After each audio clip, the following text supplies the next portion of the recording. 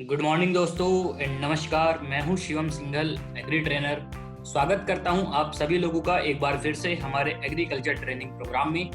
दोस्तों, आज हम लोग बात करने वाले हैं वेस्टीज के उन एग्रीकल्चर प्रोडक्ट्स के बारे में जिनको कि हम अपने किचन गार्डन्स में इस्तेमाल कर सकते हैं।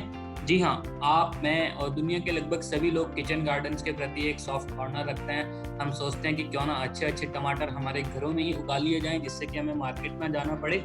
लेकिन समस्या है कि उसको उगाया कैसे जाए, कैसे उनकी अच्छी क्रॉप ली जाए। तो दोस्तों, आज हम कुछ ऐसे प्रोडक्ट्स की बात करने वाले हैं जिनको कि हम घरों में यूज करके अपने किचन गार्डन को चमका सकते हैं, अच्छे फ्रूट्स प्राप्त कर सकते हैं, सब्जियां प्राप्त कर सकते हैं, अपने पड़ोसियों को, रिलेटिव्स को दे सकते हैं और साथ ही साथ इनको प्रमोट करके हम एक अच्छी आमदनी ले सकते हैं और अपना बिजनेस भी बिल्ड कर सकते हैं। क्यों ना हम चाहे अर्बन एरियाज में रहते हो, जिनको कि आखिर बहुत सी बार एग्रीकल्चर प्रोडक्ट्स पे काम करने में दिक्कत महसूस होती है।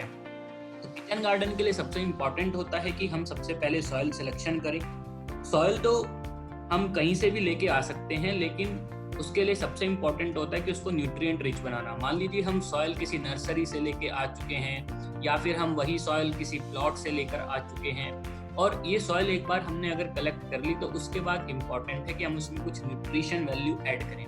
न्यूट्रिशन वैल्यू ऐड करने के लिए आमतौर पे लोग कोकोपीट का भी इस्तेमाल कर सकते हैं, जिसको कि हम किसी ऑनलाइन शॉप से या पेस्टिसाइड शॉप से खरीद सकते हैं। ये ब्रिक्स की फॉर्म में आती है, पानी में डुबो के इसको हम लूज कर सकते हैं और अपनी मिट्टी में ऐड कर सकते हैं, या फिर हम वर्मी कंपोस्ट परचेस करके ला सकते हैं। ये भी न्यूट्रिशन ऐड करने के लिए अच्छा सोर्स है। उसके अलावा हम किसी डेयरी से काउ डंग ला सकते हैं, उसके मैन्योर बना सकते हैं, या फिर हम खुद किचन से जो वेस्ट निकलता है उसको सड़ा के एक अच्छा कंपोस्ट तैयार कर सकते हैं। लेकिन इतनी मेहनत अगर हमें करनी पड़ेगी तो शायद उसके लिए हमें टाइम चाहिए। इससे बढ़िया है कि हम लोग क्यों ना एग्री ह्यूमिक का इस्तेमाल कर लें। जी हाँ दोस्तों, आप जब मिट्टी तैयार कर रहे हैं अपने गमले के लिए, तो आप उसमें जो 12 से 14 इंच का गमला होता है, उसके लिए जो मिट्टी तैयार की जाती है, उसके लिए आप एग्री ह्यूमिक का 1 से 1.5 ढक्कन या 10 से 15 ml का प्रयोग कर सकते हैं। सो वन टाइम जब आप शुरू में मिट्टी तैयार कर रहे हैं, वहां पे हम 10 से 15 ml का प्रयोग करेंगे। हमारी मिट्टी तैयार हो चुकी है, गमला तैयार हो चुका है। अब बात आती है सीड्स की। तो सीड सिलेक्शन भी बहुत इंपॉर्टेंट होता है अगर हमें चाहिए कि किचन गार्डन में पौधे अच्छे तैयार हों। उसके लिए इंपॉर्टेंट है कि आप अगर फर्स्ट टाइम किचन गार्डनिंग कर रहे हैं या कोई पौधा लगा रहे हैं, तो जो सीड आप लेकर आ रहे हैं वो मार्केट से ही परचेस करें तो ज़्यादा अच्छा है। और उससे भी अच्छा है कि आप कोई देसी सीड परचेस करें। हाइब्रिड सीड की घरों में जरूरत नहीं होती। देसी सीड आप लगाएंगे, देसी बीज लगाएंगे, तो जो पौधा तैयार होगा उसके बाद जो फल निकलेगा, वहां से भी आप बीज लगा के फिर से एक अच्छी फसल ले सकते हैं घरों में। तो अच्छा है कि घरों के लिए आप देसी बीज का ही प्रयोग करें। देसी बीज हमने लगाया, पौधे धीरे धीरे ग्रोथ कर रहे हैं, तो दोस्तों आप ध्यान रखिए कि इनकी रेगुलर मेंटेनेंस जरूरी है। जैसे कि अगर कोई बच्चा स्वस्थ है, अच्छी डाइट लेता है, अच्छा न्यूट्रिशन लेता है, तो उसको बीमार पड़ने के कोई चांस नहीं होते हैं। वो एक हेल्थी लाइफ स्टाइल रखता है तो वो स्वस्थ रहता है। उसी तरीके से अगर हम चाहते हैं कि हमारे पौधे स्वस्थ रहें, अच्छे हरे भरे रहें, तो उनको मेंटेनेंस करना, वीकली न्यूट्रिशन देना बहुत इंपॉर्टेंट है। और हमेशा आप ध्यान रखिए कि अगर उनकी न्यूट्रिशन वैल्यू अच्छी होगी तो उनके ऊपर कीट पतंगे और बीमारी लगने का चांस भी बहुत कम होगा।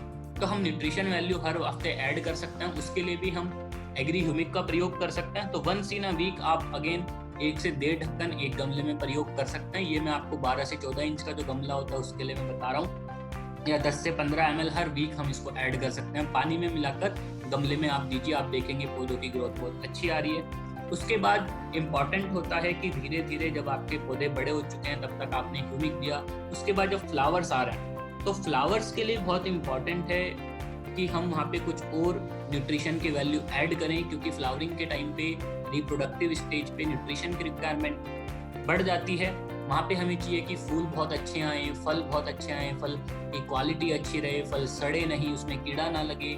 उसके लिए हम वहाँ पे एग्रीमॉस प्रोडक्ट का प्रयोग कर सकते हैं। जी हाँ, यह product specially flowering and fruiting वाली स्टेज पे यूज होता है। अगर आपको चाहिए कि चमकदार टमाटर हमारे घर में आए, तो आप वहाँ पे एग्रीमॉस का स्प्रे करवा सकते हैं। फ्लावरिंग जब स्टार्ट होने वाली है उसके 10 दिन पहले से आप स्टार्ट कीजिए।